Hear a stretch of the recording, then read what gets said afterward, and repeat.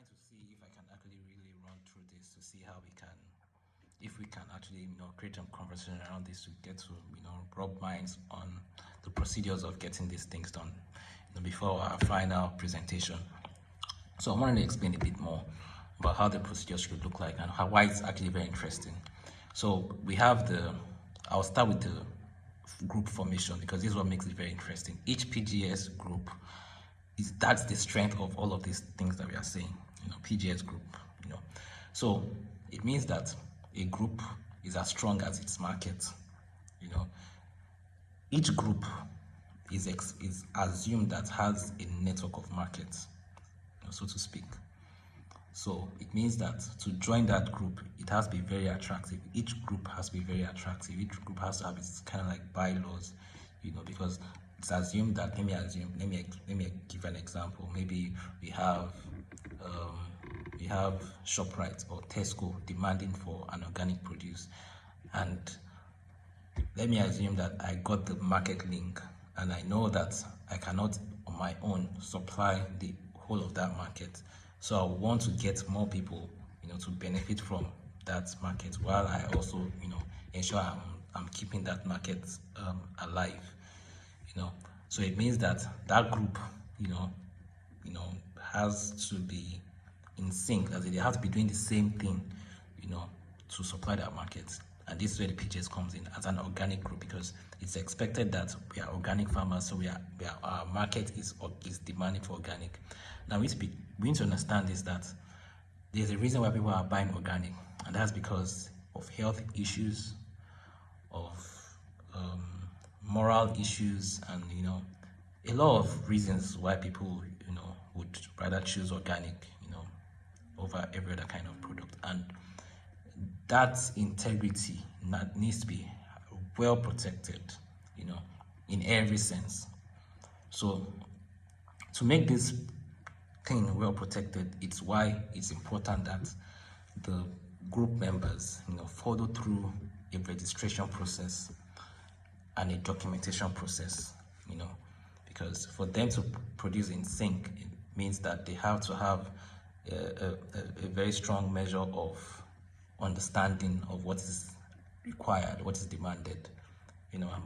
Baseline is being organic, but you need to be careful again to note that it's not only being organic. There's most times other things that are required from the market, and that's probably where each group gets its own trade secrets, so to speak.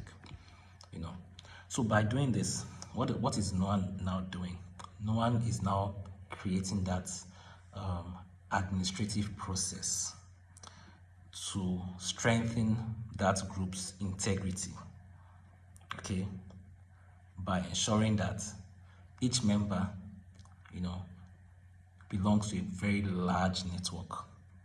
So if a member should default or should go wrong, the weight of the whole group can easily, make that lone farmer feel the brunt of his actions. So how does this now run? How does this run? Okay, it's like this. So before a member joins that group, the member needs to apply. So we have the document for registration into the group, but it's like an extra service from us, because each group runs by itself, is autonomous. So when the member joins the group, it's expected that the group member signs an organic pledge. Now, what does this organic pledge do? The organic pledge is to give some sort of like a pledge. But pledging in this sense means that something to say, I'm assuring you that I would not do what is wrong, that kind of thing. Now, of course, by signing the organic pledge means that we have now agreed to work together, to work in sync, and then to follow the setting rules and regulations as agreed by the group members. So, and of course, this process means that there has to be training and retraining, because for us to keep up with the market, it means that we have to keep the people that are working together. We have to keep updating ourselves, to ensure that we are not defaulting, and we are not, we are getting better at what we do in servicing our market. So by this arrangement, this is where the training comes in place. So there's a document that should show that we are doing the training and retraining, so to speak, that we are training ourselves on what to be done, and that's the evidence that we would need. Okay, so the documents are getting bigger. So we've got the registration forms, we have the organic pledge, and then we have the evidences of proceedings. Now, at some point, we would have to be checking ourselves to be sure that we are all doing what we said we would do. Now, how do we do this? Each group member goes around, like group farmer A goes to see farmer B goes to see farmer C comes to meet farmer D, to be sure that we are all doing the same thing, and we go with our appraisal forms to check that, okay, this farmer is doing what we have said he should do. Now, we need to understand this like that, because like I said, there are generic documents that can only come from none, which is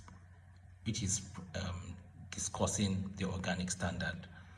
But like I said, each group member might have extra things. Take, for example, the kind of crops that we are supposed to be growing, how we are supposed to be growing, the size of the crop, the variety of the crop, so many other agronomic details needs to be well protected as well, in that process.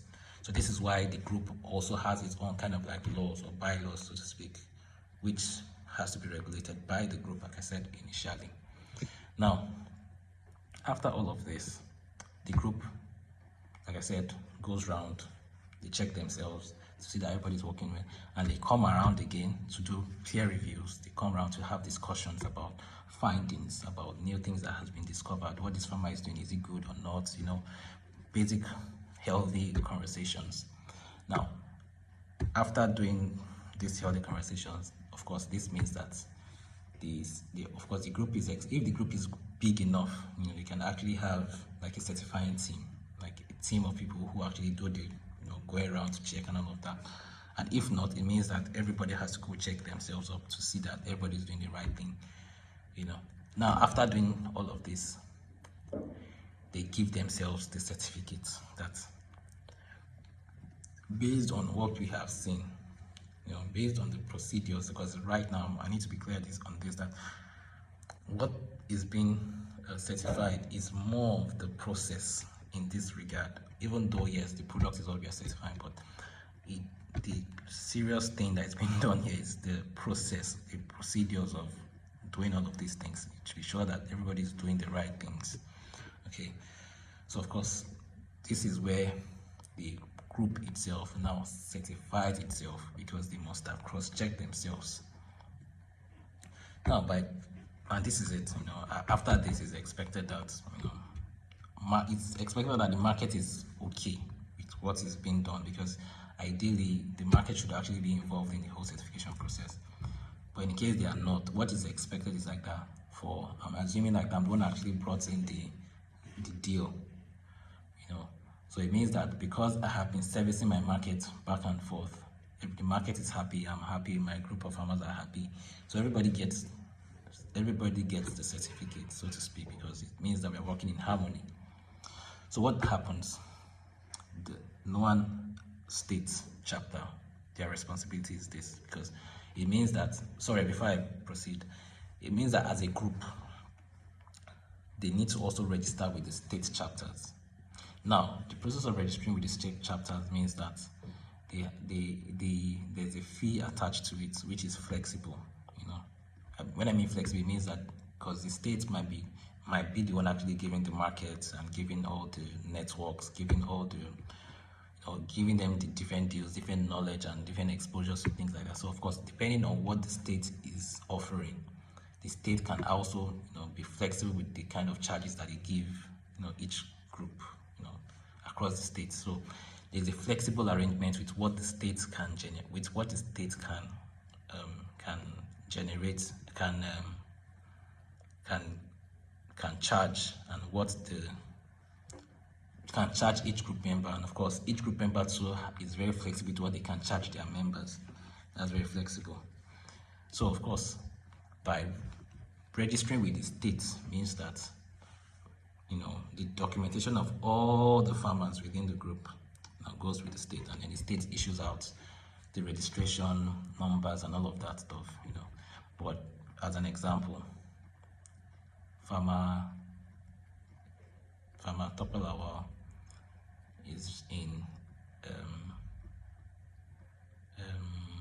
Ekpe group. Okay, so it means that, and there's a Bukola and a Marshall in Badagry group. So it means that all my group members have a number, have a name, and all of that. So as a group, the registration details is limited to the group actually. So, but it ends at Ekpe. Let's remember, it ends at Ekpe. The registration group in Badagry, whatever it is, Bukola, whatever, their numbers end with Badagry. So when the time comes to the state, it means that it's now be Lagos, Ekpe, registration number, blah blah blah. Lagos, Badagry, registration number, blah blah blah, with all the group members. Okay, so that ends there. So it means that for these details to be now submitted to be national, it means that the national now captures it as Lagos, Badagry, Lagos, Ekpe, Lagos, knowing the numbers of groups that in Lagos. The same with Ogun State, the same with Anambra, the same with Port Harcourt, and all of that stuff. So of course this means that the network is getting bigger and all of that, and then the numbers of group gets more structured as it is. Now this is the catch. From the national, because we are now going to be working with the website developers and all of that stuff, it means that for as long as the groups are getting certified and then it's moving all the chain to the national, it means that every group member is going to be published in the website, stating some of the basics of what they do. This is the marketing strategy actually. So it means that if Ekpe group has been certified, it now means that every member of Ekpe group,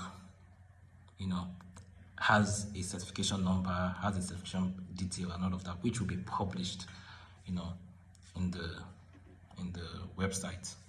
So it means that anyone who wants to find organic farmers and can contact our website would easily know that, okay, we have so people who have been certified organic. Now this is the interesting thing. What we are doing now is to create a process that the world can trust, because what we are doing here is to see that everybody who is seeing that process will understand that there's a check and balance in all of these things. Now what's the check and balance here?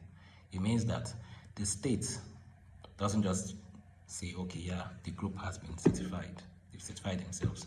So the state will do something which is called the surveillance, the first level surveillance. So the first level surveillance means that the group can randomly go to any of the members of that group and check their systems, check their procedures, do some sort of testing to see if there are residues and all of that. So if you can do it randomly, you can do it for everyone. I mean, that's flexible. So if anything is found wrong, now it now depends on the degree of what is wrong.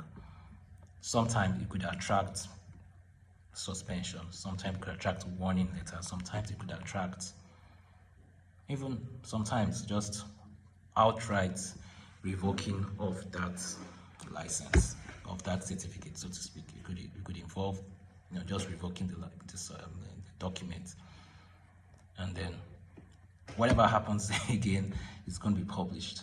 So that's why members need to be very careful not to give wrong information, or not to be wrong in any ways. Sometimes why I said that depends on the degree of what it is, because sometimes it could be negligence of something that it's not planned, or something that is not really deliberate. But when it comes to being deliberate with deceiving people with the market or whatnot, then of course it means that there has to be an outright ban. And what happens is this: is that that it was a group that certified themselves. So if one person in that group is found wanting, it means that the entire group, have to get punished for the offense of one person. So that's why the group has to be well structured, not to condone wrong habits, because one person can destroy the integrity of that group. And that's what happened. That's what we'll always check for. Now, you need to understand is that it doesn't only stop at the state level. Now, at the national level as well, we also do our own surveillance. It's called surveillance because it's not like we have to check everybody before get certified. No. We give everybody benefit of doubt, but we also do our surveillance by now going to any state, any group member, and then just checking their procedures and processes, and then seeing if they actually, for the same thing, it goes with the same thing. So if anyone is now found wanting, it means that one, the state might be sanctioned. It depends on the gravity of what has been done. The group might be sanctioned. It depends on the gravity of what is being done. But what it means is like that the power of revoking the license, or the certification actually comes back to the national. Now, what does this mean is that the national is trying to create a very, very heavy network and heavyweight, and value added service of creating a trust system. Now, this is where the labeling comes in place. Like I said, the certification actually comes with the local group. So the local group means that before you can actually do that, this is the national that issues out the certificate, the final certificate with the logo, with the NOAN logo, that endorses that, okay, you have gone through the process and you have done it right. So it means that what are we checking for? So this is where the documentation actually is very important. Now, from the national level, what we are checking is to see that yes, this group has been well registered. This group has also number of members. This group has this capacity of farm. This group can produce at so level. This group has this. This group has that. And we are able to, through the document, know that okay, this group has done 6 different peer reviews. This group has done 4 different peer reviews. This group has done this appraisal. So all of these things, that's why these documents are very important. So it's all of this documentation process that we would be working with at the national and of course the state. But because the state has a closer network of people to work with, but the national, because it has a larger scope of people to work with, so the documentation process might be a bit more compressed, just targeting the exact details of the information that we need. But what's important is like that from the local group has the full details of whatever is needed, and then of course it keeps getting more compressed as it keeps getting higher. So it means that each group has the biggest power, so to speak, to create the big markets and then the wealth, so to speak, and all of these things. And of course, on our own end, what are we doing? We are working on ensuring that the service delivery, the trust system is protected, the integrity of everybody is protected, and then of course the market reach is bigger. And this is what exactly we're trying to achieve. I've been trying to just break this in to see if we can actually instead of just working it as a document and then just having it as a conversation, to see if you can actually create some engagement. So I'll really look forward to having you share your views and probably more ideas, or probably more, because like I said, this is just what we have been working with. I know some of us might not have been here for a while and then just said we could do this to just catch ourselves up speed, and then hopefully we are able to create a very healthy organic family, organic produce in the nearest future. I look forward to this a lot, and I hope we are able to make the best out of this. So I say thank you very much. And by the way, I'm Lawal Abdurrahman, the chairman, Certification Standard Committee.